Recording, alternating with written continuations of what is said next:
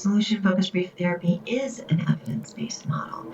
And in fact, I can get the same results as therapists using some of these other models. And yet, I can do it in a way where we don't have to talk about some of the more painful things, like with EMDR, things like that. It's a very effective model. And yet, I find that I can get really good results using solution-focused brief therapy. I don't need to do all of the techniques in EMDR, things like that. Yeah. And I just want to introduce more and more professionals to it, help the model get more and more credibility. Some of my favorite things to do when I teach is to just suddenly go into a spontaneous role play. So if a professional is saying it will never work with this client, I simply say, then be that client for me. Let me see. And it's so fun in those moments to just interact as though that was the client. I always say professionals are so much harder than any client I've ever met, because many times these professionals are going into the role to prove that this won't work. And there's always that moment in the role play where I see this light bulb go on and they say, oh, it did work. And I love that. I'm not here to convert people to using solution-focused therapy. I just want people to understand its potential. Yes. To understand that it works when someone is actively psychotic, or works when someone is actively addicted to methamphetamine, or that it works in a workplace that is not functioning well and where people don't like each other, that I can teach a supervisor how to use these principles just to decrease the stress and get rid of some of the assumptions. And so that is my number one love, is working with situations where people believe this would never work. And to go in there. Would you say that the solution-focused model maybe is particularly effective in these circumstances where other models that are maybe more expert-driven would fail? So it's a one-up for the solution-focused model in this context where it's really hard to get anything else to work?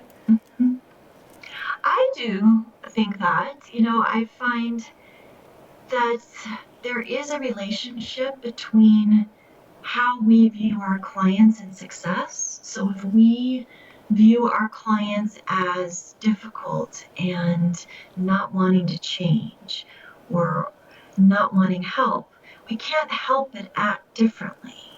If I view my client as hopeless, I am not going to try near as hard as if I were to view my client as having so much potential and having very good reasons for what they're doing.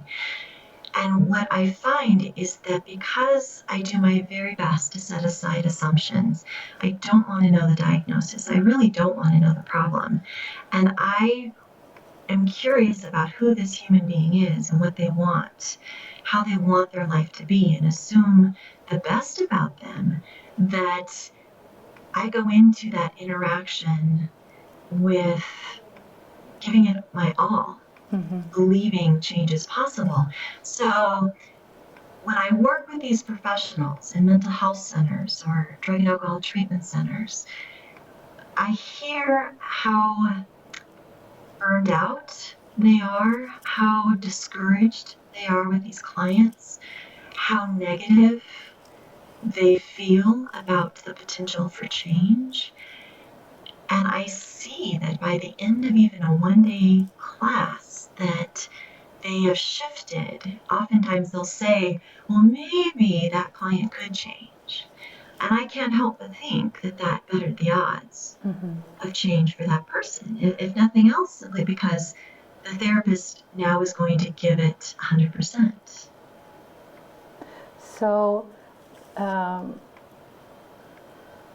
when a professional has a model that is not working for the client, sometimes they do more of something that is potentially damaging to the client, like being confrontative or trying to convince the client of the model. Mm-hmm.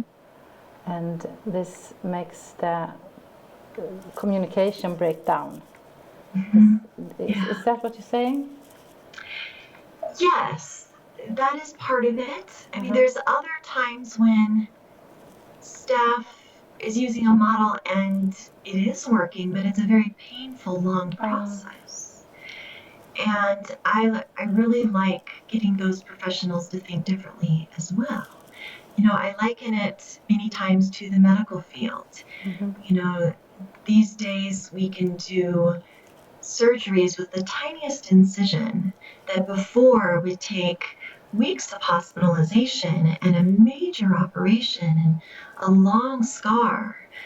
But today they can go in with the tiniest incision and do it outpatient and get the same results, but with a lot less pain to the patient. And in many ways, I see that that is what we're doing with solution-focused therapy, specifically around trauma or grief or loss or PTSD or some of these really painful diagnoses that these other models, they work, they do, but it takes a long time. It takes a lot of uncomfortable conversations, a lot of pain on the client's end to have to relive some of these things. Did you try exposure therapy sometime? You know, I have never used that model very effectively. I was trained in it, you know, but I've also found that clients come up with their own things. You know, in one of my books, I talk about a case study where, you know, the client had very extreme anxiety disorder and agoraphobia, and she, when I first was introduced to her was when my staff member was her therapist, and she paged me because we had this rule that if something was out of the ordinary, she was to call. And so she paged me and said her client was under the desk. And she said, I just want you to know. And I'm like, what's going on? And she said that this client just was having a panic attack and was very upset. And so we talked about how to ask her, you know, if we could reach in and take away all of that anxiety, what is the feeling that would be there instead? And you know, to find her word. I can't remember her word off the top of my head, but suppose it was something like calm. And then to imagine what life would be like if even when things were difficult around her, she was able to increase her calm. And then we used a scale to scale how much calm was there. And so in this one session, the therapist went back in and sat on the floor beside the desk where her client was, and she did all these solution-focused conversation and used the scale, and the client was able to increase her calm and leave the agency. And several months later, I realized as a supervisor, I never followed up with this therapist about this client. And I asked her, you know, what's going on with so-and-so? And she said, well, she's fine. And I said, well, she was under the desk last time. We talked about her. How is she doing with the anxiety? And she's like, I don't know. She's never brought that up again. And I said, well, we probably should double check and document that because the auditors at our agency, they would want to know we didn't just forget that. So she went and talked to this client. And the client said, oh, I don't have that panic disorder anymore. I don't have anxiety attacks. And this counselor said, well, what happened? And she talked about, because her children had been removed from her care and child welfare, and it was near the holiday time, and she said she wanted to buy Christmas presents for her children so that she could take them to the visit. And she said she always would get anxious anytime she thought about going to this big toy store. But she really wanted to bring nice presents. So she said she drove herself to the toy store and she started having a panic attack. So she thought about her calm scale and she rated how high she was on the calm scale and asked herself how was she able to be as high as she was. And the more she focused on being calm, she started feeling better. So she opened the window a little bit and then the anxiety went back up. And so she again focused on her calm scale and why was she as calm as she was. And then she when she felt better, she opened the door to her car, and of course she became more anxious, and so she kept focusing on her calm scale and why she was so calm. And she'd put her foot out the door, and then she would get really anxious again. She'd focus back on her calm scale. And she said, finally, she said, oh, this is stupid, and just went into the store and bought the presents. And when this therapist was telling me about this, I was so struck about I had to go to school to learn how to do systematic desensitization. The client just did it on her own. She didn't have to be taught how to do it. But it completely solved her problem. And that's a nice example of what I find with my clients is that they come up with interventions that are very similar to like writing negative thoughts down and burning it like you would in Gestalt, or talking to an empty chair, or the systematic desensitization or exposure therapy. They will come up with all these things on their own, but they only come up with it if it's a good fit for them. I don't need to teach them those things. Or relaxation. I have never had to teach a client how to breathe. They've all come to me with full knowledge how to breathe. All I have to do is ask, when things are better, what's different about them. And the ones that find breathing helpful will suddenly tell me that their breathing is slowed, or that they focus on their breathing in those moments. And then I can ask them, how do they decide how long to do that? How do they decide if they should breathe out of their nose or their mouth, or both?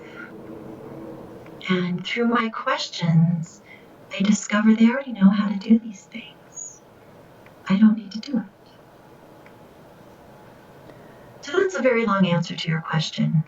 But I have clients that use behavioral interventions by accident.